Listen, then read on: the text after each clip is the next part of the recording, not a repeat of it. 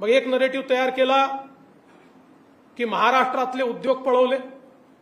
खरं म्हणजे प्रत्यक्ष आकडेवारी जर आपण बघितली तर 2022-23 ला आणि 2023-24 ला दोन्ही आपल्या काळामध्ये महाराष्ट्र आपण इन्व्हेस्टमेंटमध्ये पहिल्या क्रमांकावर आणला।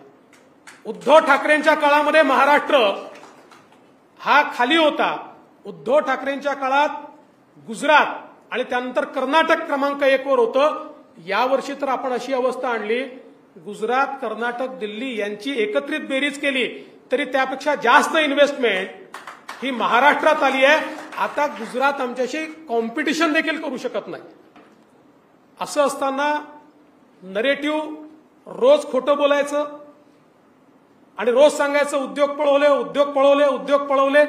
आता ही जी आकडेवारी आहे हीच आकडेवारी सांगते की जर उद्योग पळाले असते तर गुजरातच्या दुप्पट आणि गुजरात, कर्नाटक, दिल्ली यांच्यापेक्षा एकत्रितपेक्षा जास्त उद्योग आणि इन्व्हेस्टमेंट ही आपल्याकडे कशी आली असती।